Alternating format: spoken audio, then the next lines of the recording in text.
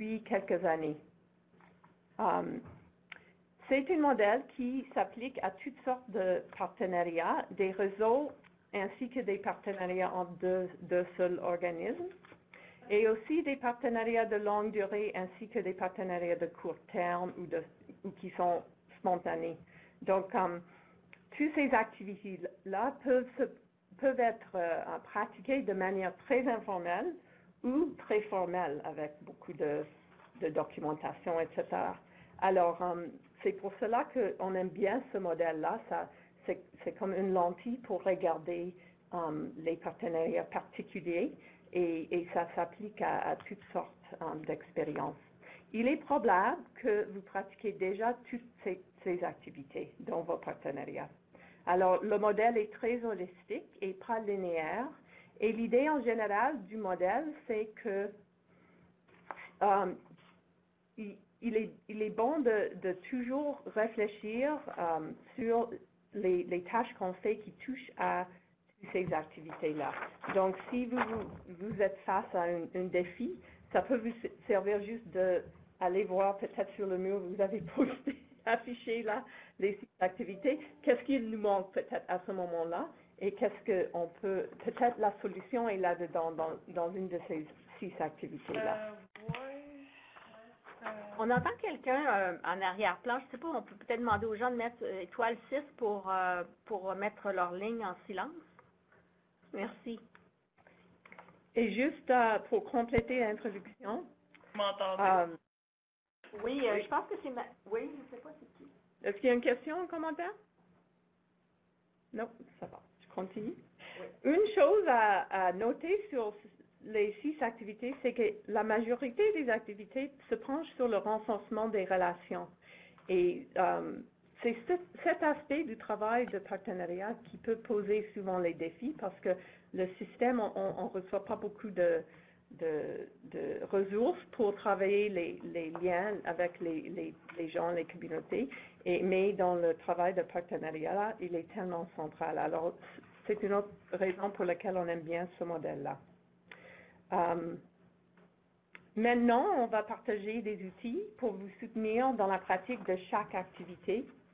Et pour renforcer notre engagement pour l'équité et l'inclusion, nous allons aussi souligner les approches et les outils pour intégrer cette optique dans tous les 6 activités. Donc, alors, on cherche, souvent il y a des ressources sur le partenariat qui ne touchent pas aux questions de pouvoir à l'intérieur des partenariats.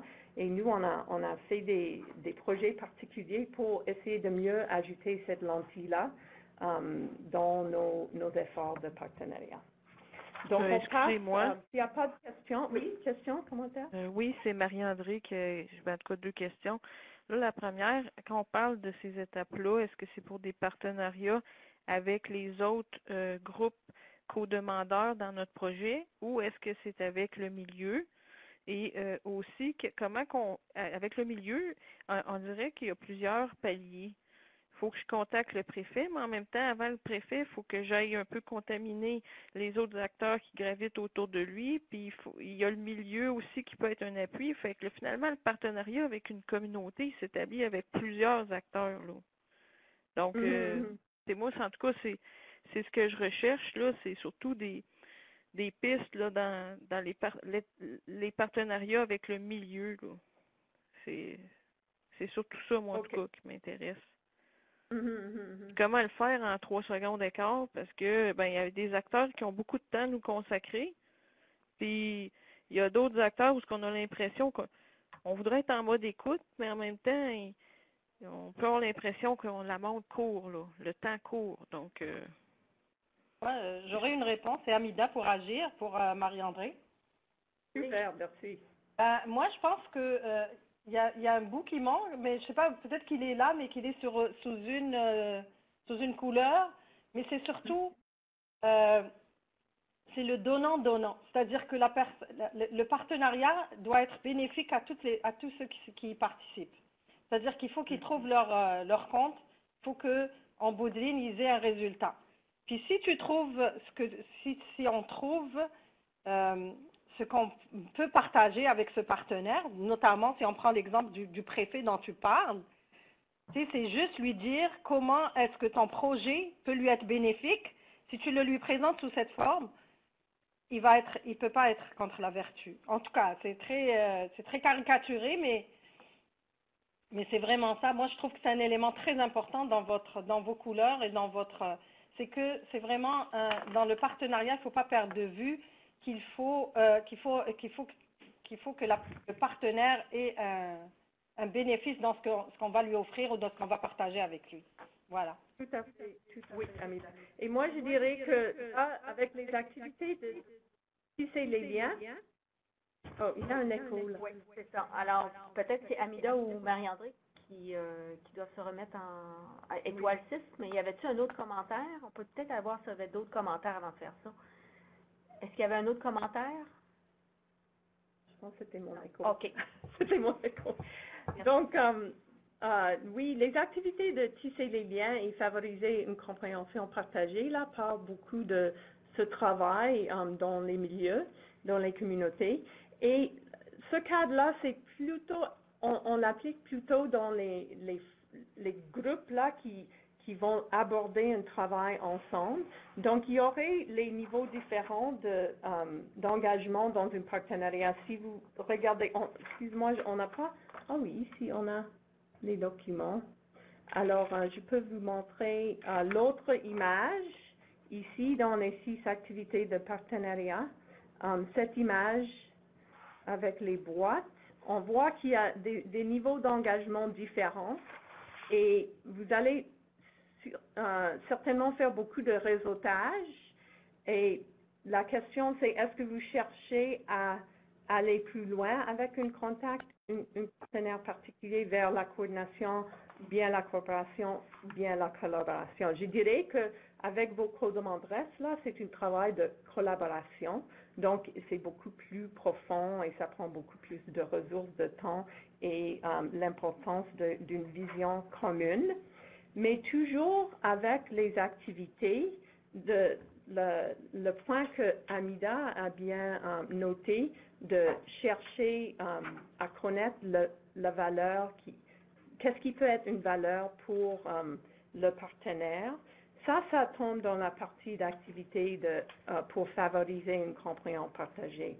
Une compréhension partagée, compréhension partagée ne veut pas dire nécessairement qu'on est tous alignés sur la même vision, mais moi je comprends bien votre intérêt dans l'effort, dans le projet, dans le travail, et vous comprenez mon intérêt et mes valeurs, etc.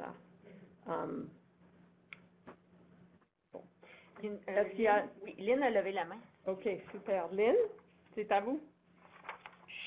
Oui, je trouve ça intéressant les boîtes que tu as montrées, Gillian, tantôt, parce que moi, j'ai déjà fait une étude auprès des groupes de femmes en Ontario français, là, peut-être 10 ou 15 ans, au moins une quinzaine d'années passées.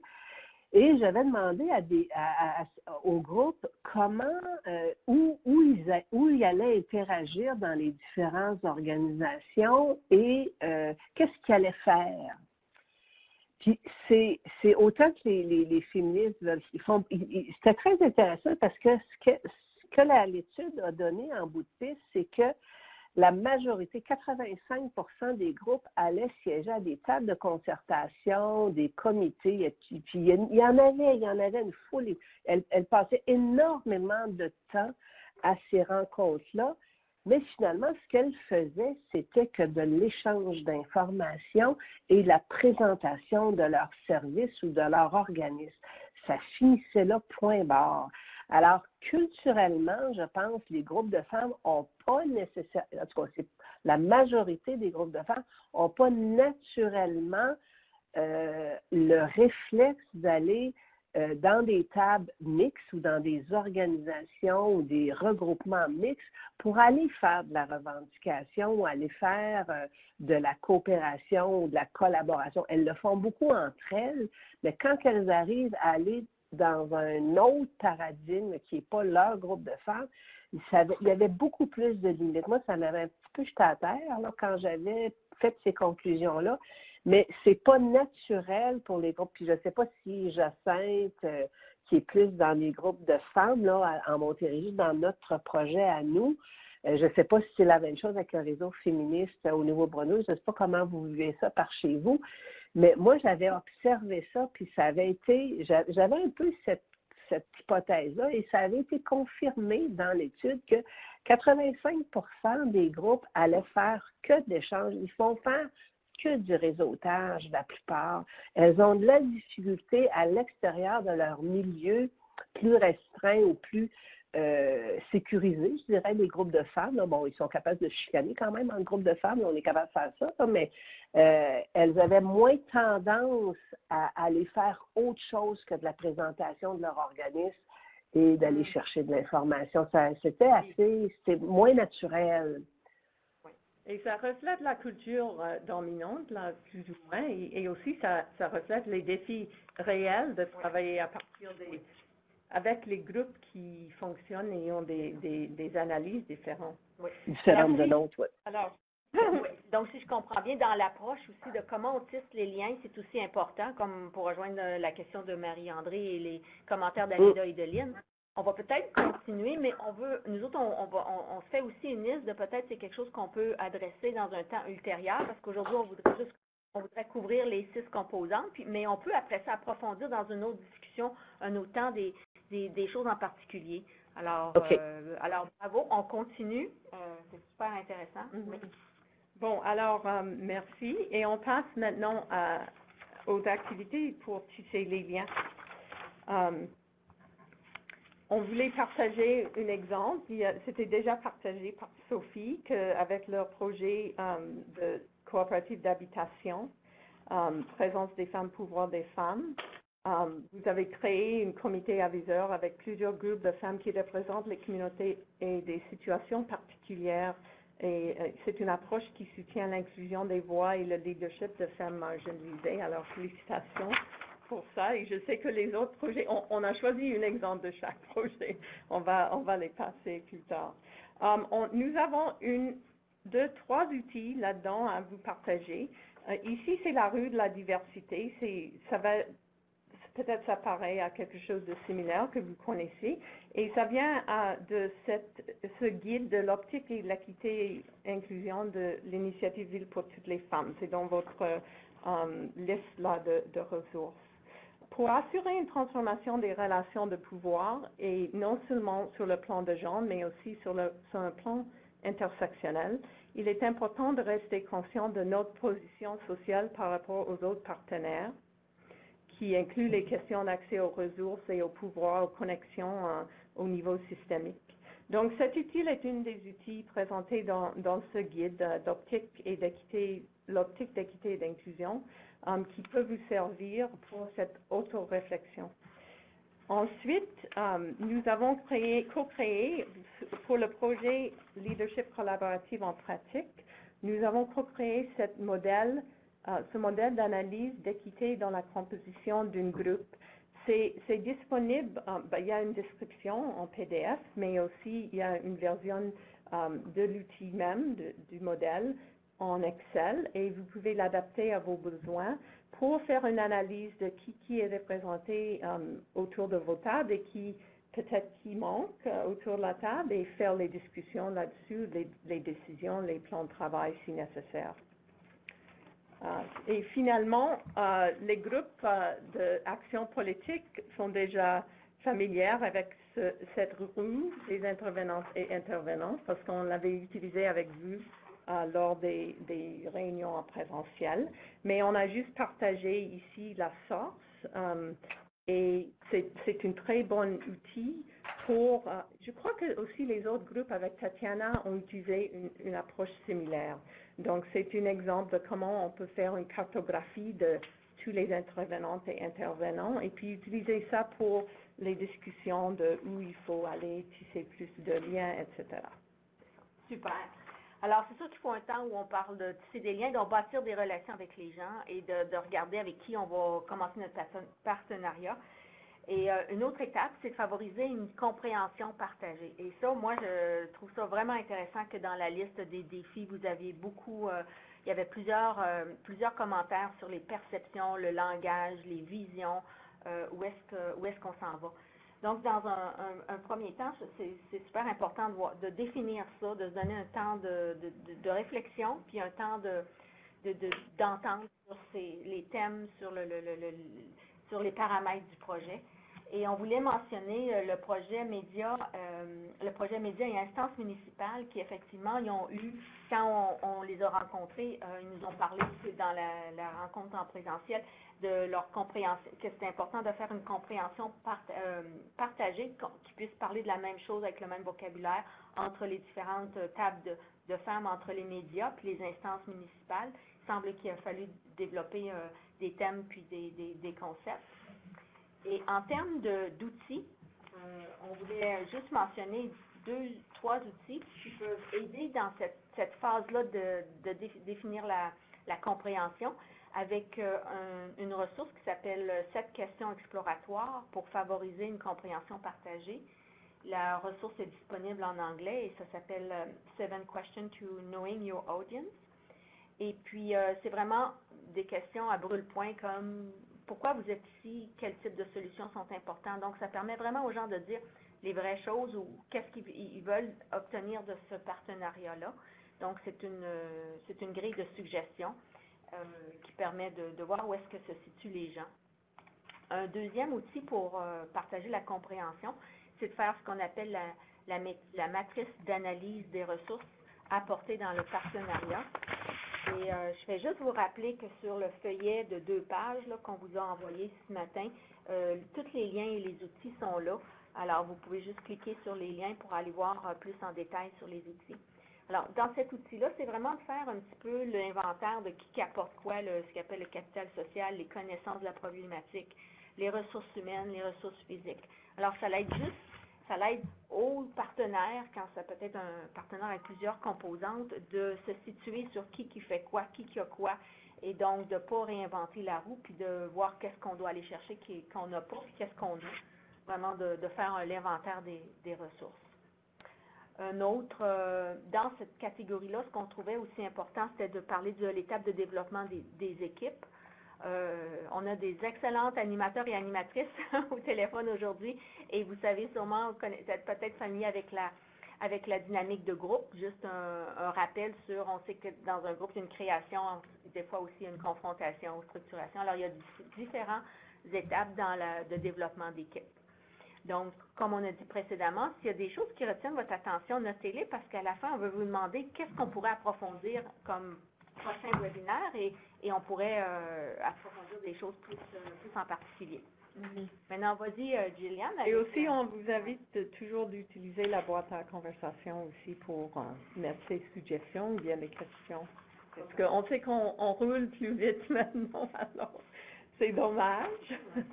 Mais on a eu de bons échanges tout à l'heure, alors et on veut toujours couvrir les sujets avant la fin. Oui. Bon, alors maintenant, on tombe sur les activités pour créer une vision commune. Et l'exemple qu'on voulait partager avec vous, c'est le projet Femmes et participation politique au Nouveau-Brunswick, qui a fait face à l'arrivée d'un nouveau groupe financé à part, pas de Conditions féminines Canada, et qui travaille dans les mêmes domaines similaires, un peu parallèles.